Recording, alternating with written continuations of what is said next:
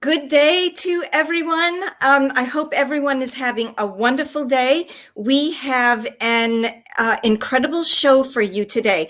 Let's start first by saying, could you put in the chat that you can see and hear us, or hear me right now anyway. Let's make sure we've got that. If you have any questions during today's show, you can put them in the chat, and we would love it if you would let us know where you're watching from. Well, today we've got a jam-packed presentation for you. I'm Nancy Regan, and I am joined by Chris James and Mark Horton and Jesus Safonte. We are the IRCC, the International ASEAN Certification Committee, and we're dedicated to helping you make sure you get the best results from your RCM analyses by making sure that you're promulgating RCM correctly. And today, our keynote speaker is Mark Horton. He's going to talk today about functional failures. It is part of reliability-centered maintenance that is often looked at as something quite simple, but Mark has more to say about that. Mark was closely involved in the development of the United Kingdom's Royal Navy's RCM capability and their RCM-based maintenance system. He's been doing RCM since 1991, and he is the originator of RCS, or Reliability-Centered Spares. He is one of the original architects of the failure finding calculations that we find in SAE JA 1012, one of the international standards on reliability-centered maintenance. So without any further ado, Mark, please take it away and tell us more about functional failures. Okay, thanks for that, Nancy. Yeah, thanks for the build-up as well. And, I don't think I've ever talked about functional failures by themselves before. And you can kind of see why that is, because they just don't get much attention in RCM. It's not really difficult to see why. Functions, they're glamorous. They're about aspirations, and they're about what you want from your assets. And when you're doing functions, after a few meetings, everybody's impressed by what they've learned just from writing the function statements. And then once you get past the functional failures, then you come to the failure modes and defects. And here we're talking about real things. We're talking about wear and fracture, and if you're lucky, explosions and burning and short circuits. That's just all real engineering. And when you've got through that, you've got the task selection, which is really what most people, particularly if they've never done RCM themselves, think that RCM's about. It's that decision diagram. It's the flow chart for finding the right equipment maintenance. Sometimes using new technologies to detect failures in new ways. It's a brilliant process. It works. And the review group, the great thing is when you're going through it with the review group, they really feel a sense of achievement with every single failure mode that they manage. So, how much attention do we usually give to functional failures? Well, if you've taken an RCM training course, you probably remember pretty well what you learned about functions and failure modes and effects and consequences and tasks. And I wonder what you'd say if I asked you how much you remember about functional failures. It's probably not your fault that you're not going to have much to tell me. I really doubt you fell asleep unexpectedly. And in fact, when I've presented a course, I've been as guilty as anybody else of spending just too little time on them. What do we say usually? Well, we tell people it's the inverse of the function. All you do is write down the opposite of every part of the function, one functional failure for each performance standard. So if you've got a function like this, to provide cooling water at an outlet temperature between 4 and 10 centigrade and a flow rate of 50 liters a minute, you just break that apart into individual functional failures. Providing no cooling water, that's complete failure of the function. The flow rate is less than 50 liters a minute. It's the water temperature is too low or the water temperature is too high. And that's it. It might be over before you realized.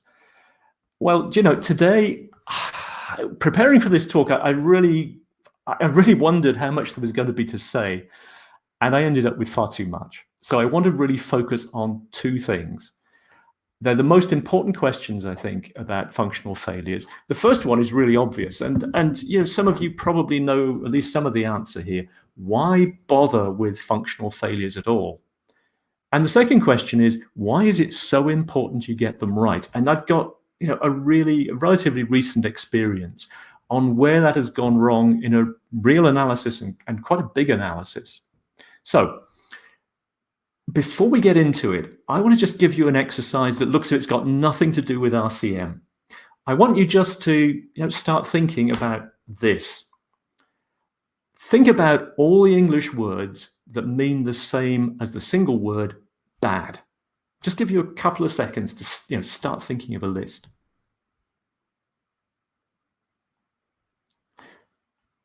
Okay, that's not very much time, but if you're like me, you started thinking, and that's easy. There are words like awful and dreadful and rotten and naughty and wrong, and you'll go through a list of words and they'll be different for you. And I get to the point where maybe around 10 words, I know there are far more of these things, but for the world, I can't work out what they are. So let's try this in a slightly different way. What if I ask you the question, tell me words that mean bad in the sense of someone behaving badly? Well, that's easy. Mischievous, naughty, misbehaving, ill-behaved, probably a dozen of those. And now the ones that mean bad, like fruit you definitely don't want to eat. Rotten or moldy or off or spoiled. What about bad in the sense of somebody who acts badly, who's got negative intentions? Well, that could easily be somebody who's evil or wrong or criminal or mean or corrupt or sinful or wicked. Somehow there are a lot of words for that. And then, there's things like extremely unpleasant. There are probably 10 categories of badness. And we find, by the time you've listed all these words, you've found a lot more words than you originally thought, and it was a lot easier and faster. So what does that have to do with RCM? Well, let's suppose that we want to analyze this convenient piece of equipment. I say it's convenient because I walked into the laundry and took a photograph of it. It's a Miele clothes dryer. It's more than 10 years old. And we're going to do a little bit of RCM on it. What do we need? Well, we need the list of all reasonably likely failure modes and any failure modes that could have serious effects. I don't know whether it's ever occurred to you, but we always say the first part of RCM, that information worksheet, is a failure modes and effects analysis. It's an FMEA. Do you know something? That isn't an FMEA. So let's just for a second say, let's do without the functions and functional failures. And we're going to go straight into this and say to the review group, forget the functions, forget the functional failures. What failure modes occur on this dryer? Now, they'd probably write down those first few, maybe the first 5 or 10 or even 15 pretty quickly. Motor burned out, drive belt worn, door interlock failing, mains power failing is an obvious one. And then they're going to dry up. Because something really interesting happens if you try this. Because if you ask for failure modes without using the functions and functional failures, most of that list is the failures of the primary function. And you know something? Identifying failure modes actually is easy, but identifying all of them, that's hard. The RCM group's got to miss a lot of them. And the ones they do get, as we said, are mostly about what stops this machine completely. There's a danger of totally missing failures that could have serious effects, like on electrical safety, or maybe could lead to a fire. So that's one of the reasons the functional failure is there. It's a filter. It's the difference between me saying, okay, write down all the words for bad, and me asking the question in pieces, bad as in evil, bad as in fruit, and so on. So here's our ready-made RCM analysis and the first few functions. We've got drying the clothes up to 5 kilograms of dry weight of clothes to a water content of less than 10 grams per kilogram at a temperature of between 50 and 60 in a maximum of 80 minutes.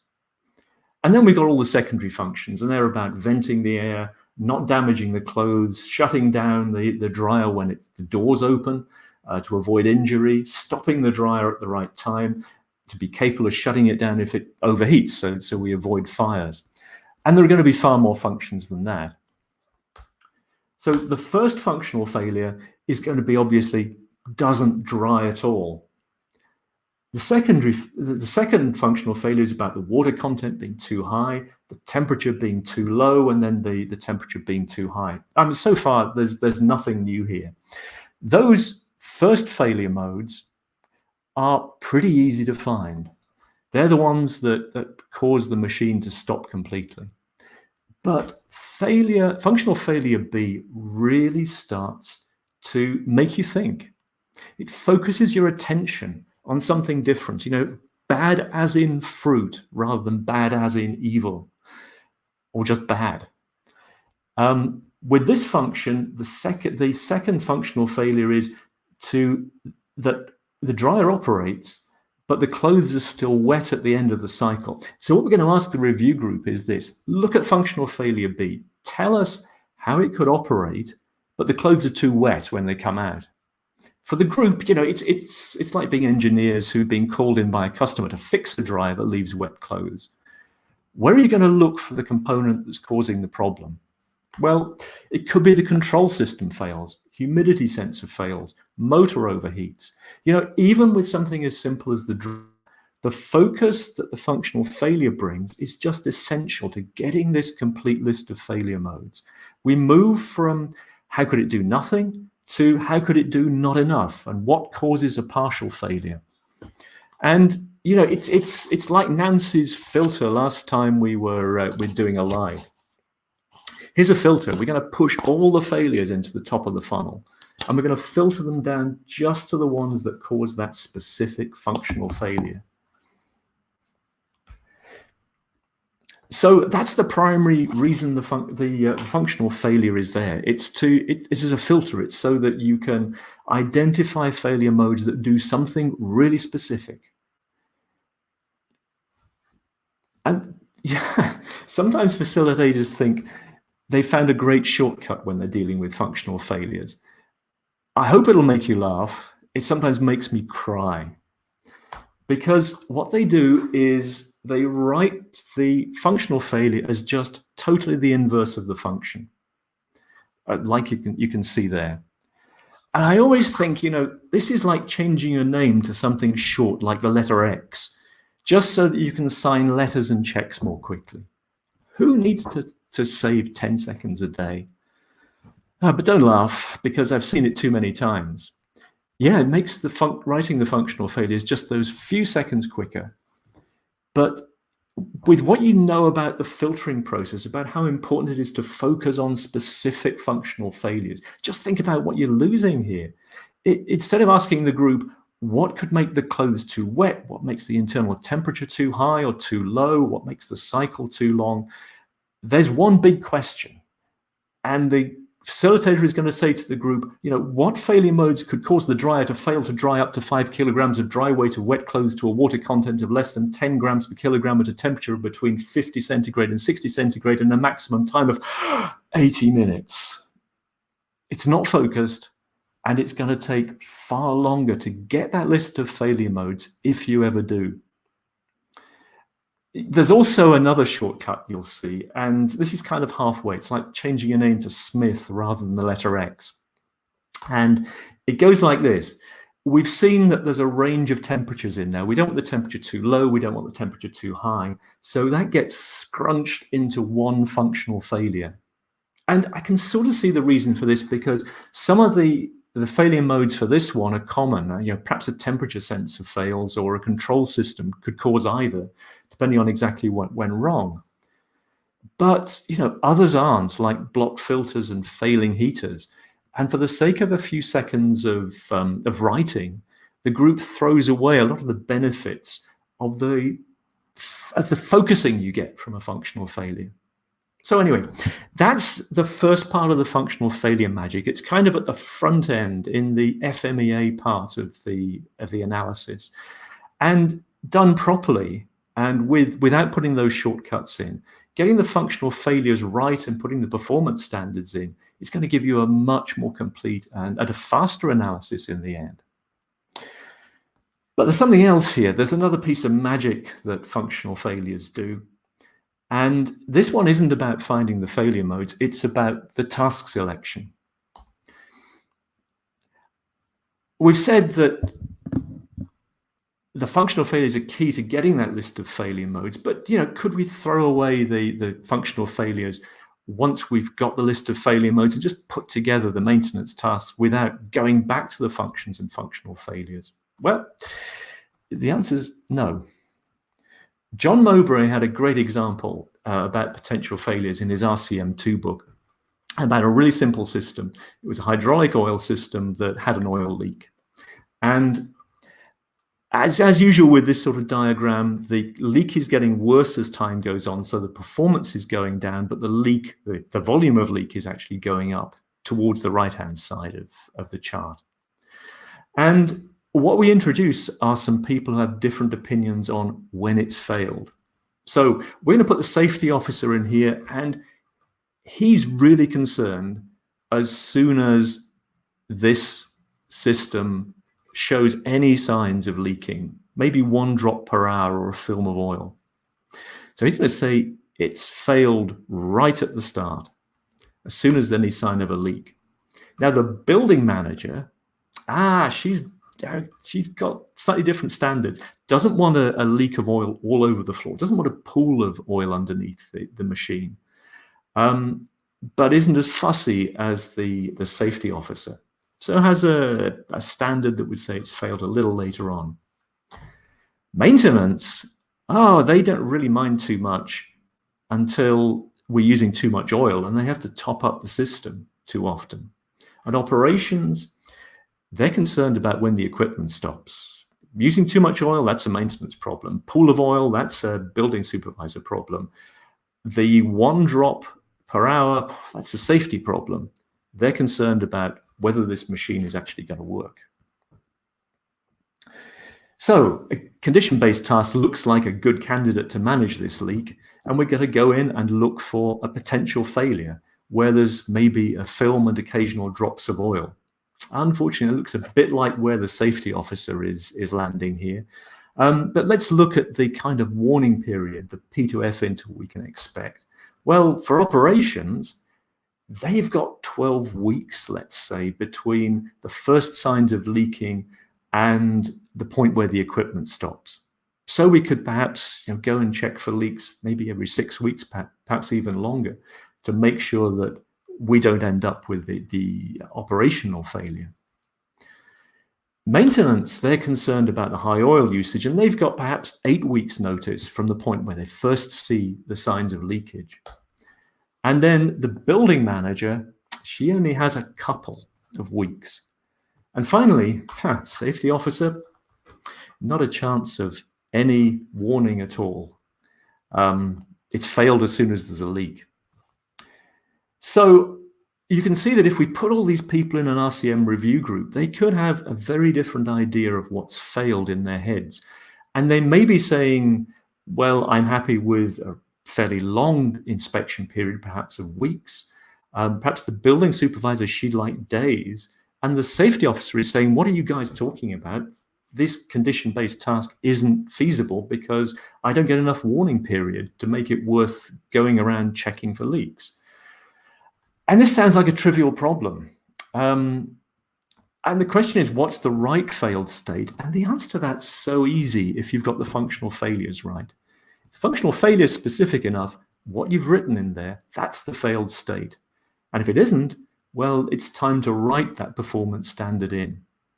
Now, this really sounds easy. The group might lose some time arguing about the right failed state. And it's something you could notice and fix every time. The facilitator isn't going to let this pass. We'll recognize that these people have a different view on failure and try to bring them to a consensus. But the next one is a little bit more subtle. It's the same sort of problem, but everyone this time agrees on the failed state, just that they've got the wrong failed state. So what we've got here is a communications cabinet. Actually, the actual ones we were dealing with don't look like this one, but this was a convenient one. And The analysis included damage to the structure of the cabinet. The overall function was to provide network communication between the cabinet and a base station. And the functional failure we're dealing with is providing no network communication at all. There are some obvious failure modes that will cause that, like the power supply failing. But the one we're interested in here is the second one. It's cabinet damage by vandalism or attempted theft. Now, these cabinets, most of them weren't on public property, but they were actually not that easy, not difficult to access. You could climb over a fence, maybe even go through it if it was damaged. And people, would think that there was copper wire to be had in there. These days, maybe a little bit disappointed by the amount of copper in them.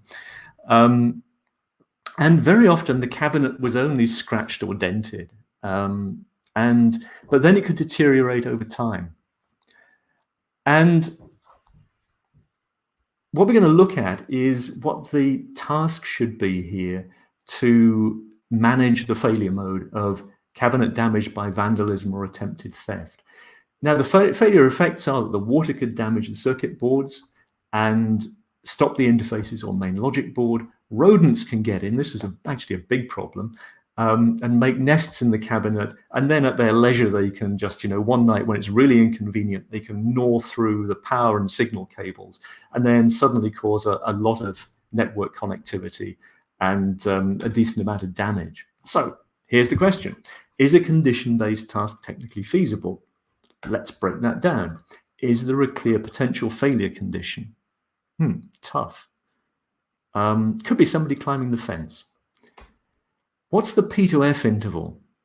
Okay, it's the time from somebody climbing the fence to actually damaging the cabinet. That's probably minutes. It might actually be seconds from when they climb the fence. So assuming we've got CCTV and can detect them, we haven't got long to deal with it. Is that long enough to be of any use? Can we go around checking often enough to make sure that they don't get as far as damaging the cabinet? Probably not. Now, the important part of this is they actually had quite a lot of failure modes like this on different equipment. And the impression they had was that this type of rapidly developing failure mode, where something suddenly gets damaged, always led to no scheduled maintenance. And so it became just something that the group did. When they saw damage, they said no scheduled maintenance, but they felt that there was something wrong with doing that. We could have damaged things all over the place and we're not doing anything to stop it. And if you get inside the group's minds, this is what they're thinking. They're thinking, well, the potential failure condition the point where the failure starts is when somebody approaches the fence. The potential failure point is where I know somebody's climbed the fence. And the failure point is where the cabinet's damaged. And I know the P to F interval for that could be seconds. So there's not a sensible task I can do. But the group hadn't realized that F in the P to F interval isn't the failure mode, it's the functional failure. And if you go back to the analysis, which I will get back to in a moment, you can see that the functional failure point is where we lose connectivity, provides no network communication. So if we run forward from there and this time look at the functional failure, we might just get a different story. Is a condition-based task technically feasible? Let's look. Is there a clear potential failure condition? Yep. And let's say it's the outside of the cabinet is damaged. That's a whole lot easier to see. I can go around, I can look, I can see damage. What's the P to F interval? Well, if we're talking about the time between a damaged cabinet, it's scratched, the paint's coming off, it's getting rusty, until the functional failure where the water and rats and squirrels and everything else get in, then it's weeks or months. It may even be longer. Is that long enough to be of any use? Can we go around and check? Can we do something about avoiding the consequences of failure? Yes. And can we go around checking at less than that P to F interval? Yeah, sure. We can go around and do a visual check. Conclusion is, this type of quickly developing potential failure doesn't always lead to no scheduled maintenance, because this is how it really looks.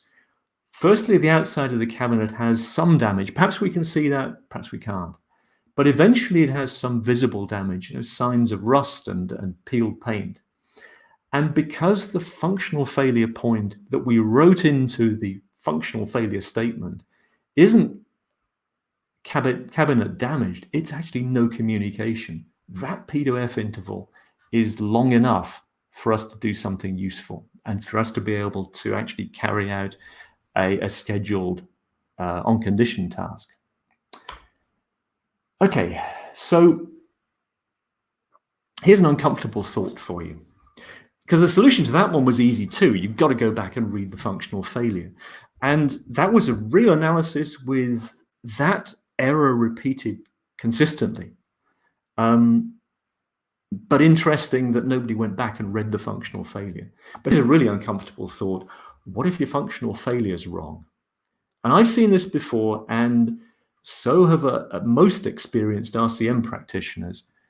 But it wasn't very long ago I audited a complete analysis with hundreds of failure modes where the problem I'm going to talk about happened again and again, affecting a lot of the P2F intervals and leading to no scheduled maintenance where really on-condition tasks should have been selected. I mean, sometimes it was due to the group having the wrong idea about F, but in a lot of places where the functional failure was written, everybody had agreed on the wrong failed state. And then they baked the wrong failed state into the functional failure. It's as if with that oil leak we were talking about earlier, everybody had agreed that 1 drop per hour was a failure. And the consequence of choosing that is that when we're looking at an on-condition task, check hydraulic cylinder for leaks, the first question is there a clear potential failure condition? Well, it could be, but it's going to have to be even stricter. It's going to have to be somewhere to the left of that 1 drop per hour.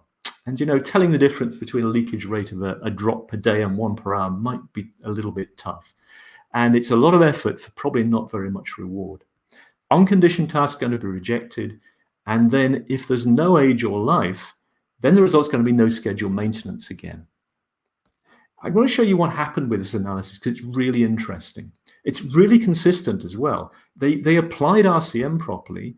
They kind of did the whole process properly. They just got one thing wrong, which is a shame. If they'd been inconsistent with applying it, they might have been better off. I'm going to show you here in the context of a braking system, which isn't what the analysis was really about, but it makes it a little bit clearer. Let me tell you something. Under UK law, your car's brake pads have to be at least 1.5 millimeters thick when it goes for a technical test. And what you need to know is that there was an existing task in their maintenance schedule that said you should check the thickness of the brake pads. I'll give you the numbers in a second, but it was based on this 1.5 millimeter limit. Interesting that when they came to write the function, what they put in there was to maintain the brake pad thickness of at least 3 millimeters. Notice that it isn't what you need or want. It's actually 3 millimeters. It's twice the thickness that the legal standard says.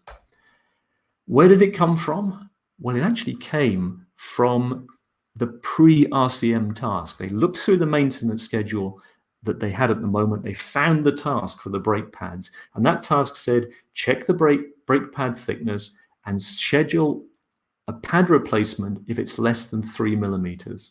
So they put the 3 millimeters into the function. And that ended up in the functional failure. Brake pad is less than 3 millimeters thick, the functional failure. And then, the failure mode is brake pad worn out. And now we go through RCM, and if we're consistent, we say, is there a clear potential failure condition? Yep, the brake pad's wearing out. What is it? Let's say the brake pad has got down to, well, maybe 4.5 millimeters. So we've got a new RCM task here, and that says check the brake pad thickness and schedule a pad replacement if it's less than 4.5 millimeters. And, if they'd been dealing with a pressure system, with a filter, they might have seen a task that said check the differential pressure is less than 0.2 bar, and their functional failure would have said differential pressure exceeds 0.2 bar. What you can see here is that we're in a pretty unpleasant cycle where the task standard has been used to set the functional standard for the analysis. And if you went through this several times, then the task standard would start to get more and more strict. We'd be looking for 6 millimeters and 7.5 millimeters and so on.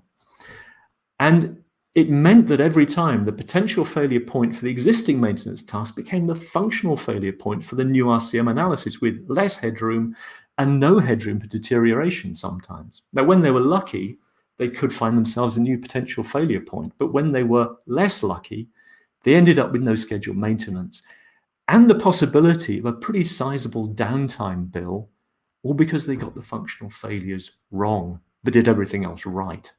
So those are my two magics of functional failures. The first one is that it's a focus to get your failure mode list. And you need to define the failed state in there and include the performance standards, because that's going to stop arguments about what's failed. You can go right back to the functional failures to solve those arguments. The problem is that if you get the wrong failure point, either because people misinterpret what's in there or just you've baked in the wrong thing, you can get shorter task intervals or no scheduled maintenance at all. And that's where the title comes in. If you do that, you may save time developing the functional failures, but you really are going to pay for that later. And the lesson that we've got from that analysis, which, you know, I couldn't believe it when I saw it, but yeah, it happened. Don't use the potential failure measurement from an existing task as a standard for the functions and functional failures. Think about what it is you really need or want, and leave the current task's performance standard on one side. So, okay, there we go. Get those functional failures right. I said a few weeks ago, you know, give the functions some love. Well, perhaps functional failures just need a big hug as well, because you get them right, or you're going to pay for it later. Okay, thanks very much, guys. Thank you, Mark, for that. That's such a refreshing look on functional failures. And what resonated with me, it's like, on one hand, you can really get tripped up if your working group members aren't all on the same page because everyone has a different perspective. But at the same time, you can get yourself tripped up if everyone's on the same page, but it's the wrong page. So that's really illuminating and just speaks volumes for the fact that RCM is a zero-based process, and we are supposed to do it being unbiased and not leaning on what we already have established, but sanity checking that. Yeah, I think the zero base is really important there, Nancy. You're not going to take the current tasks and just change them a little. You're actually going to look at what you really want from the assets, and that really came across with that mistake. So, Mark, we've got some questions. Okay, so Abdul says, here, let me show it. Okay, do we need to adopt continuous or condition monitoring techniques to identify functional failures well in advance? And so I think maybe in our language, is he talking about potential failure conditions, maybe? Yeah, I think so, and you know, I think that's the point of doing condition monitoring, isn't it? That you're going to try to identify a potential failure point as far in advance as you can, because so many failure modes just don't have a life that you can define. And so for a lot of operational failures, it comes down to, well, either do condition monitoring, or it's going to go to no scheduled maintenance or redesign. That's the reality. That's not always the case, but for a lot of failure modes, that's what's happening. And the great thing is that, you know, in 2021, we have so many different techniques that are applicable to failure modes. It's almost an embarrassment. You know, I think 30 years ago, we were struggling sometimes, and a lot of them were human-based. And now we have so many techniques that can identify those failure modes that are going to happen, where we're headed towards a functional failure so much ahead, of where it happens, that it gives us the chance to shut down, avoid the consequences, whatever we need to do. And the other thing about automatic techniques is that, unlike having to send a human round to do measurements every week or every month or every 3 months, these things are always online.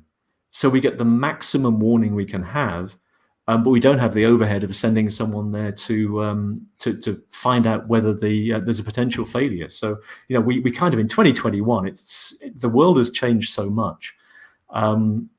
And we've got an embarrassment of techniques for looking for those potential failures. Okay, Mark, we have another one, and this could also be more of a, let's see, Volca says, why functional failure and not functional deviation? Still operating, but not at design purpose level. And maybe we've got a terminology issue here again. Maybe. I mean, I think one of the things RCM says, and particularly, what John Mowbray used to say, was that you've got a built-in design standard very often for a piece of equipment. But what you actually want out of it, that can be different. And that's where the operating context comes in. It defines what you want from this piece of equipment rather than what it was designed to do. I mean, my all-time favorite example of this was when I was working offshore in the 90s, and we were doing an analysis of a cooling unit. And normally people turn up with the documentation and they dump it on your desk. And I couldn't believe what I saw in this case, because this cooling unit wasn't designed for an offshore oil platform. It was designed to cool the ice in an ice rink. And it did the job, and it was well within the spec, but the operating context was just a little bit different. And that meant that what we were looking from it, what the functional requirement in RCM was really different from the design specification there. And so, I can see functional deviation there, but actually some functional deviation is often fine because it's within the limits of what we want from that asset. And the closer we go to needing the full design specification of something, the less room there is for the performance to drop over time, and so that the less room for things like condition-based maintenance based on a loss of performance. Okay, Mark, we've got another question from Harvinder.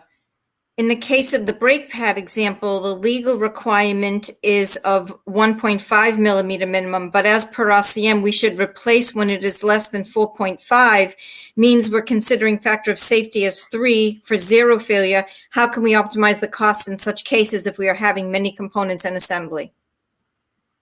Well, that's a big question.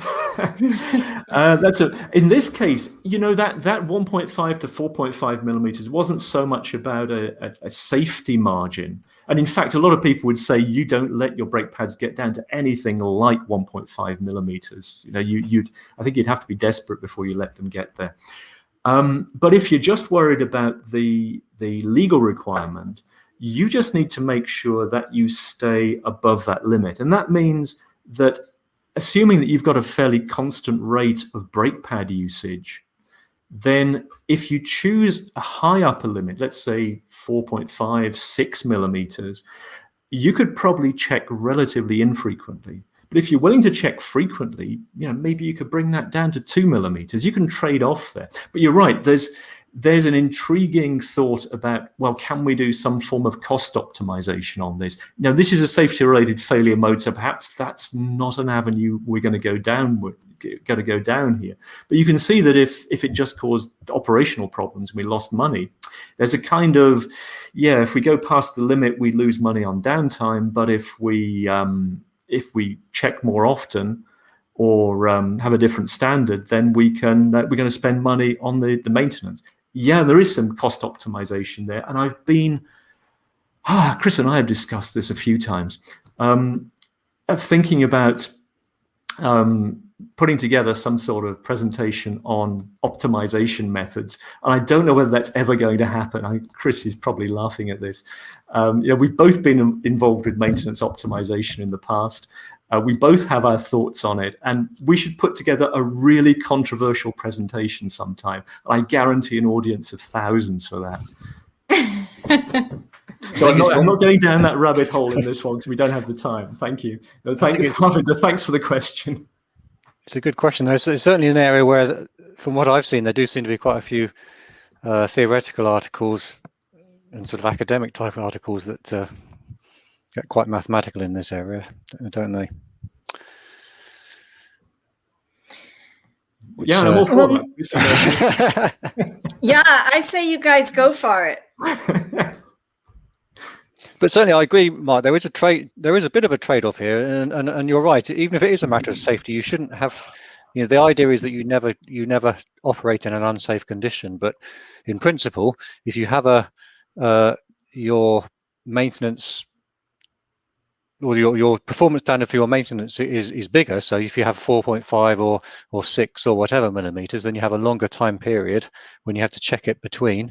If you're prepared to go to a lower performance standard, you have to check it more frequently, and so there's a bit of a trade-off there, isn't there? On one hand, you may be wasting a bit of life of your brake pad. On the other hand, you're having to check it more frequently. So there's definitely a trade-off there, and still maintaining a safe brake pad, I'd say.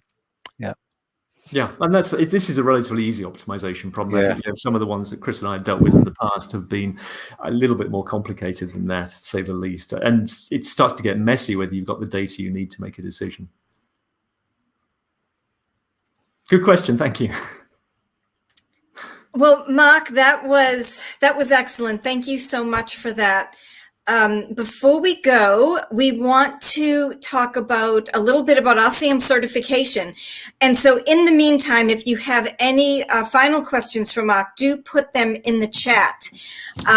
So first, as you know, or maybe you don't know, we're the ASEAN Certification Committee, and you can visit our website at aseancertification.org. Right now, we have ASEAN Level 1 certification available. By taking the Level 1 exam, it proves that you understand what ASEAN is all about. Our exam is in accordance with SAE-J 1011, which is the international standard on reliability-centered maintenance. And so let me show you our website. Let me share my screen here.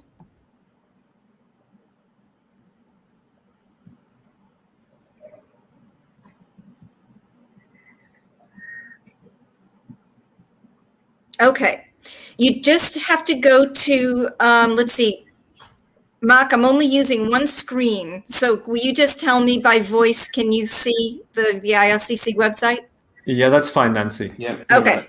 So just go to aseancertification.org. It's super easy. You can check us out. You can read all about the details.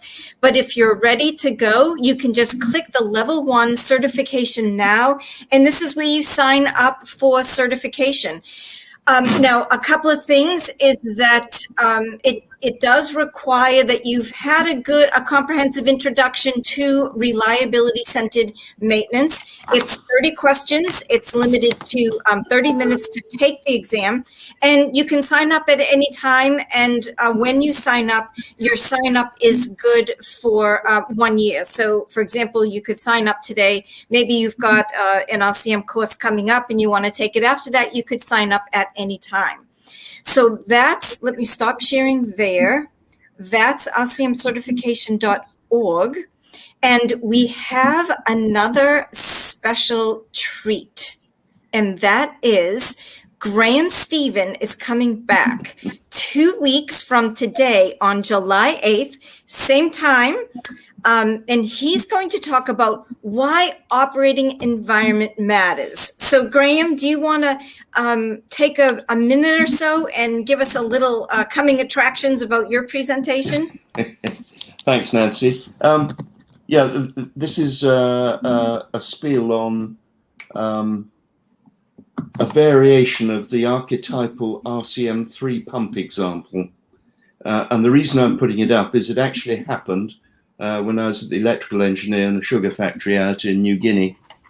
I wish I'd done RCM before, because the whole exercise is quite illuminating. So that's really the thrust of what I wanted to talk about. So I look forward to doing that in a fortnight's time. Excellent. And if you don't want to miss it, go to acmcertification.org/subscribe. And we will not only send you reminders, but then we can also send you a link where we will send you a replay of the presentation if you can't make it live. So, all right. Well, there you go. I think we did have another question, Mark. If you don't, let's see. Okay, under the ASEAN perspective for lubrication optimization, which factor out of the 3 factors, oil contamination, condition, where metal rate would be playing the vital role in determining the limits in the P2F curve? Wow. That's a big one. That's a show in itself, right, Mark? I can have a go at that one while you're thinking, Mark, if you want, because I had a chance to see it earlier. Yeah, but yeah, anything you want to say, Chris, would be great. Thank you. And you can step in afterwards and correct me.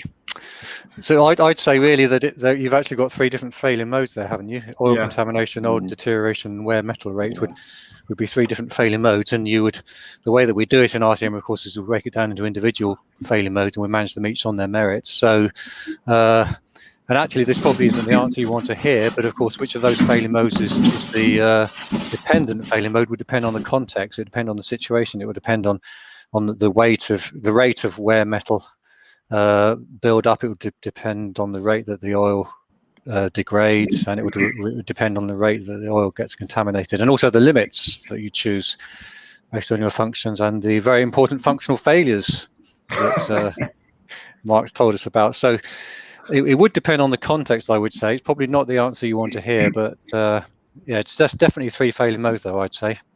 Yeah, sorry, Chris, I agree with you there. I think it's all about context. Yeah.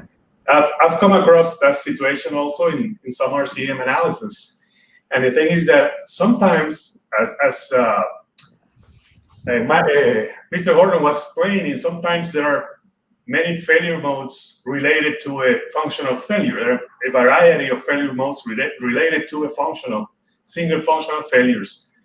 And there could be a couple of lubrication type of failure modes, as the 3 that Arun Ganane is mentioning. So sometimes they have different PF intervals, and we may use the same task, but we have different, PF or times.